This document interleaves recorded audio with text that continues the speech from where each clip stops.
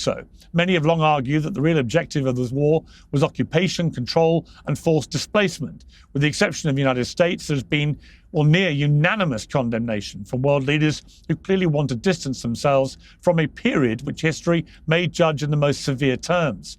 A few weeks ago, I interviewed genocide scholar Omer Bartov, a former IDF soldier, who said this war is now clearly a genocide. Many people responded, some to substantiate his conclusion and others to entirely refute it. As the IDF now barrels into another escalation, we're going to have that debate. Well, joining me now to debate this is Professor William Shabazz. He's a genocide expert and international law specialist at Middlesex University. And I'm joined by Jeffrey Lachs, Professor of Law at the City University of New York. Welcome to both of you. Jeffrey Lachs, if I could start with you. This ongoing debate about whether what Israel is now doing and has been doing in response to October the 7th now constitutes a genocide. Your response? Well, first of all, I think it's way too premature to make that calculation right now. The ICJ is investigating it. They have spoken out about it already, and they have not declared a genocide. They have warned that there is plausible possibility that a genocide could occur. So they're giving guidance to Israel, but they have clearly effectively not declared any genocide.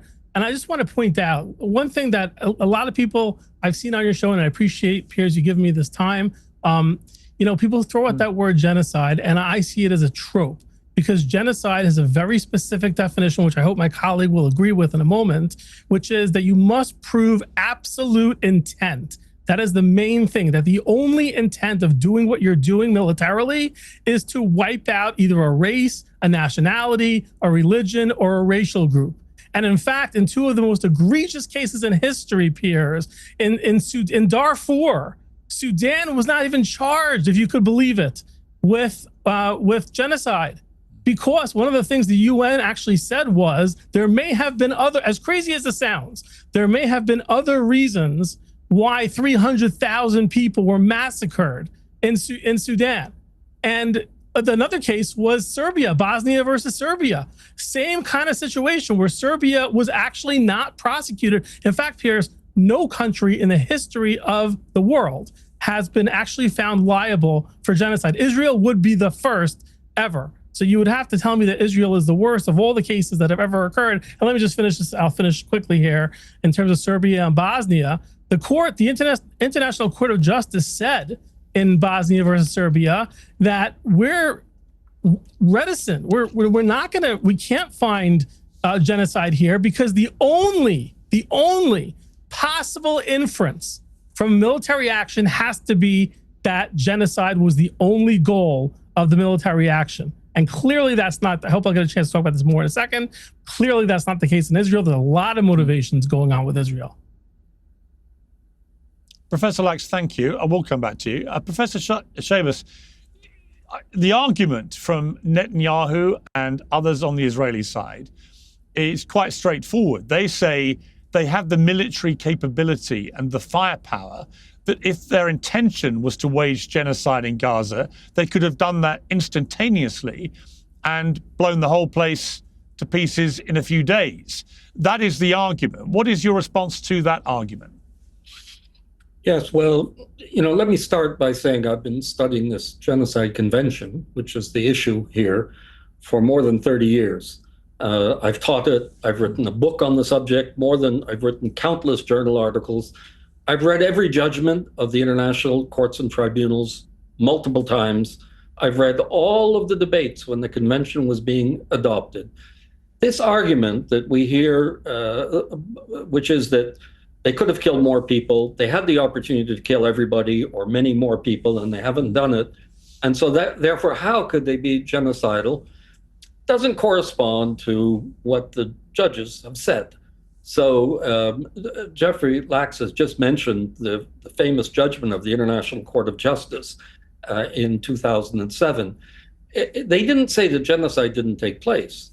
They agreed that genocide had taken place at Srebrenica, where there was this notorious massacre in 1995 over the space of 3 or 4 days in July. And when that took place, there were 7,000 or 8,000 Bosnian Serbs who were murdered by the, not Bosnian Serbs, Muslims rather, Bosniaks, by the Bosnian Serbs.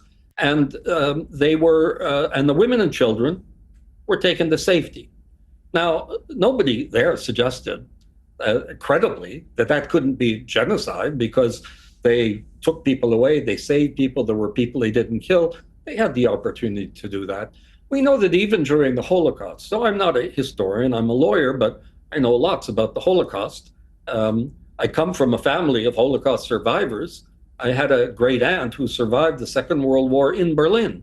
So the Nazis didn't kill everybody. They were prepared to make deals, for example, to trade Jews. They tried to do it with the Hungarian Jews, to trade them for military materiel. Didn't work out. But, you know, it's a mixed, confused situation when genocide takes place. And this argument that they could kill more people, so it can't be genocide because they're missing that opportunity. It just, first of all, I find it to be wrong, morally wrong as an argument. But more than that, it's been rejected by the courts. It's not an argument that the courts accept. So when I make conclusions about this, I'm doing it as a legal scholar who studied these judgments. I'm trying to understand where this case of South Africa is going to go. What's going to happen? What are the judges likely to do? That's really what we should be addressing rather than throwing around the term genocide and saying, well, do I think it's a genocide? No, it is. No, it isn't. We have to be looking at what the courts decide. And it's my opinion that the courts are ready to make a declaration that genocide is taking place, that it has taken place, and they're ready to do it and are likely to do it in the South Africa case. But of course, I've been to court often enough to know that, you know, you can never be sure of the outcome. And Professor Showbiz, before we go back to Professor Lax, on what you have seen, and one of the problems with what's going on in Gaza is that because international journalists have been banned from operating there, it is very difficult to verify a lot of the claims and counterclaims that come out of this war. That is one of the problems. There's no real transparency here. You're reliant really on the Gaza Health Ministry on the Palestinian side, which is not the most reliable. I'd be the first to concede that, although historically their casualty numbers have been broadly accurate. But then you have on the IDF side constant dissembling, and we're going to launch an inquiry, an investigation, nothing ever seems to happen, denials and so on. And it's very hard for anyone to really get to the bottom of what's actually happening because independent journalists can't operate there. But from what you have read and seen in this war, what has led you to believe that what we're witnessing here could constitute a genocide?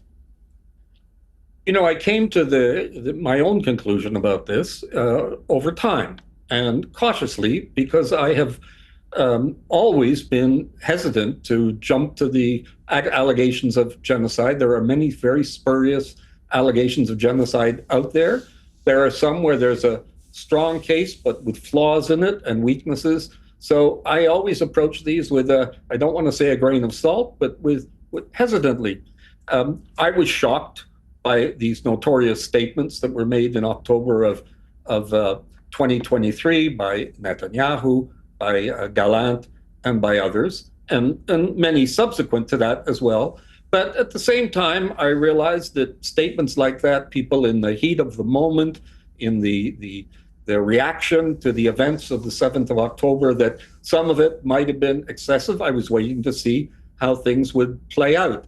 And then, of course, to see this terrible destruction that was wreaked on the Palestinians, growing doubts that really the war aims, that the purpose, the purported purpose of the attacks on Gaza were saving the hostages and defeating Hamas, did not seem to be taken as seriously as all that. I think Israel probably, the IDF probably killed more hostages than they actually rescued, and that really there was another purpose at work.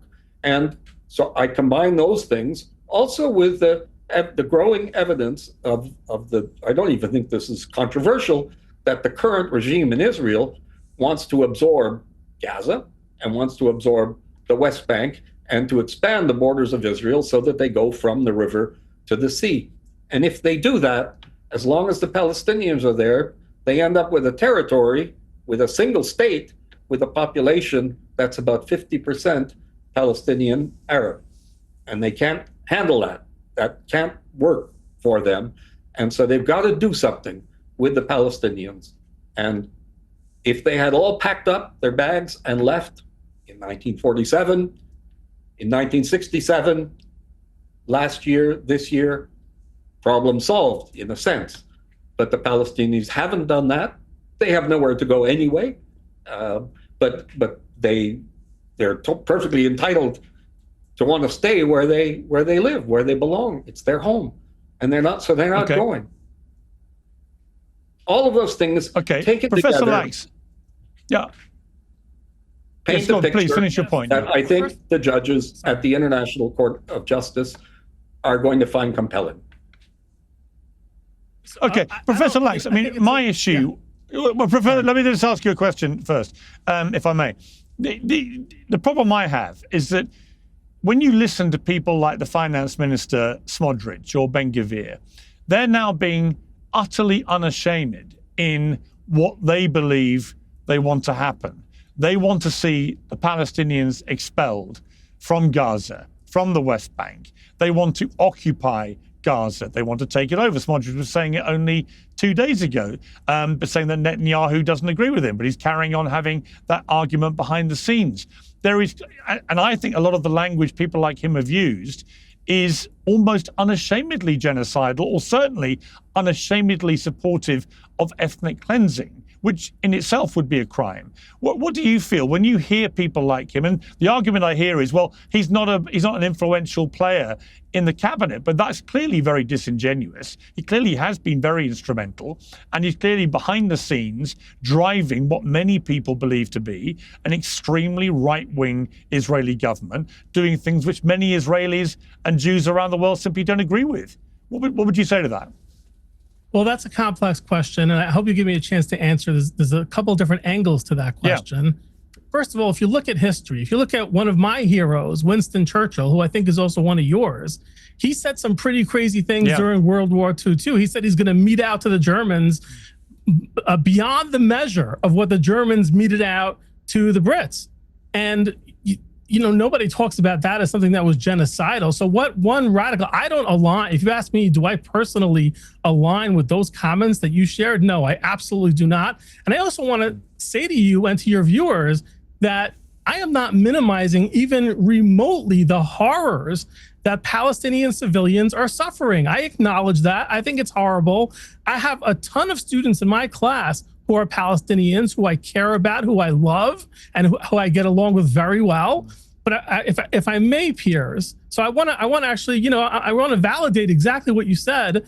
I don't align with those people, but I also want to go back. I really appreciated that Professor Shabazz, or Mr. Shabazz, I'm sorry, I'm not sure, did not contest anything I said about the proof of intent. The only thing that matters is intent. And if you have, because Piers, the designation of genocide has never been applied to any country ever. Israel would be the first one ever. So that's why it's so important. It's not just a term, it's a major finding. And the court has been consistent. I think Mr. Shabazz will agree that it has to be clear that was the only motive. How else do you explain that in Darfur, 300,000 civilians were killed? That they were not prosecuted as a country for genocide. It is unbelievable. But what did the court say? There may have been other reasons. So I just want to end with this, Piers. I don't want to take up too much of the time, but I think this is super important. Israel clearly has other motives. Now, are they perfect? No. Is there validity to what you're saying? Maybe. I don't know the real numbers. I'm not going to sit here and claim it's 1-to-1. I don't know that. I could never prove that. But I will say this. You can't call it genocide. And the reason why is Hamas has said clearly that they will conduct 10-7 over and over and over again. So you can't tell me there's not another legitimate motive by Israel going on here. That's my position. And I think you could call it a lot of things maybe, and we could discuss that. But one thing it is clearly not, and I don't know how Mr. Shabazz can predict genocide when it has never happened before. I mean, literally, it's never happened before. So to predict it is insane to me, because you look at Darfur, if it didn't even happen there, I don't know how you could say it can happen here, where there's a clear, genuine motive for Israel to protect their civilians. Professor Shabe, there's a lot to unpack there, but I mean, there is merit to that argument. There's no doubt that from their own mouths, Hamas have made it crystal clear that they represent an ongoing existential threat to the existence of Israel. They are wedded to eradicating Israel. It was in their original charter. And they displayed on October the 7th a desire to kill as many Israelis that they could possibly kill in the period of time that they were over the border. So I don't think there's any doubt that they themselves are genocidal in their intent. But it's a really interesting point Professor Lax made, I think. If you can't even designate what happened in Darfur with that death count as genocide, would it not be incongruous to categorize what's happened in Gaza with a significantly smaller death toll as genocide? And to secondary to that, my point that the rhetoric appears to be leaning towards a form of ethnic cleansing, which, to be clear, would also be a criminal act. Is that a more accurate way to describe what may be happening here? You know, first of all, a couple of clarifications. It's not accurate to say that the courts have never ruled that genocide took place. The International Criminal Tribunal for Rwanda issued scores of judgments condemning people for genocide. There are people today in jail as a result of the Rwandan genocide.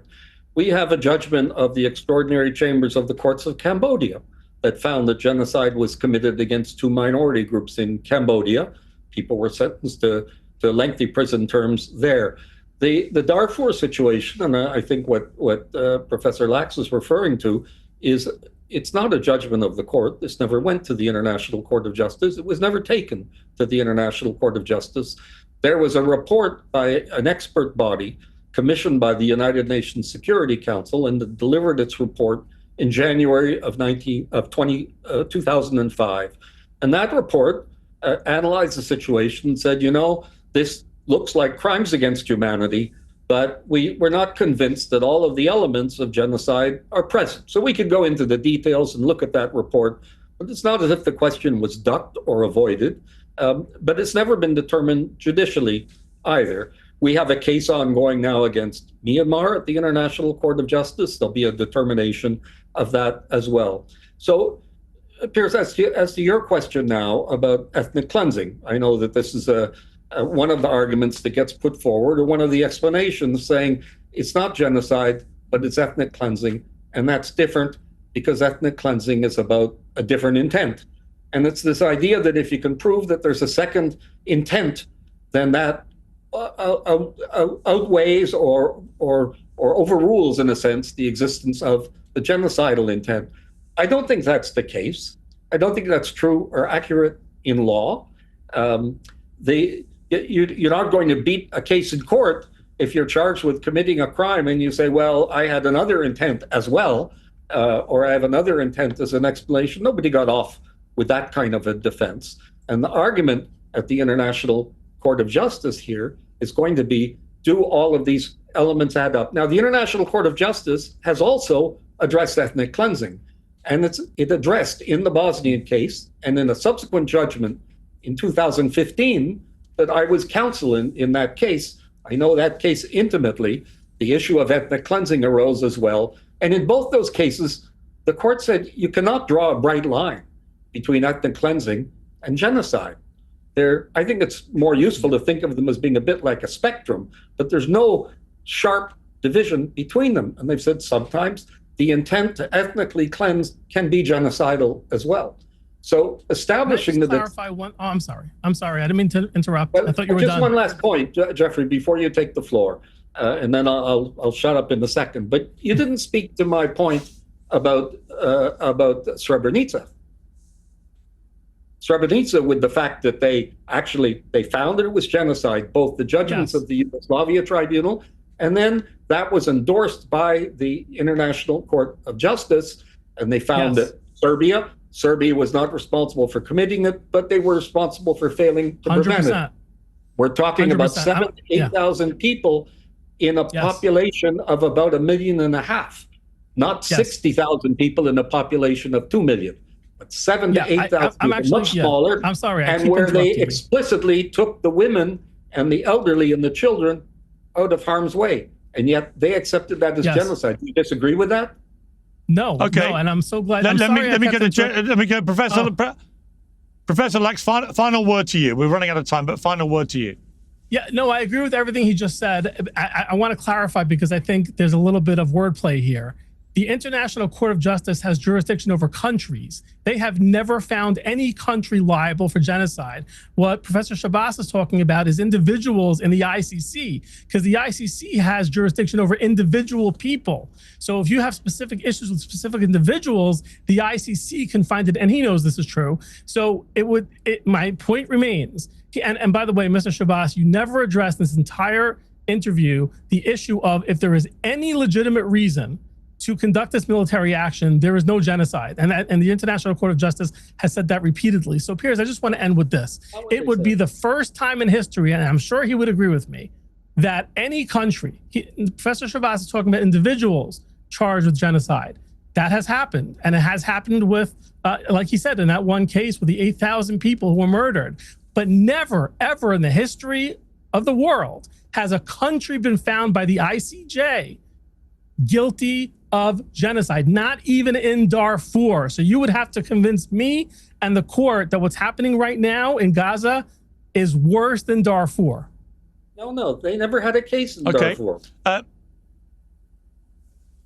It's been a fascinating debate. I want to thank you.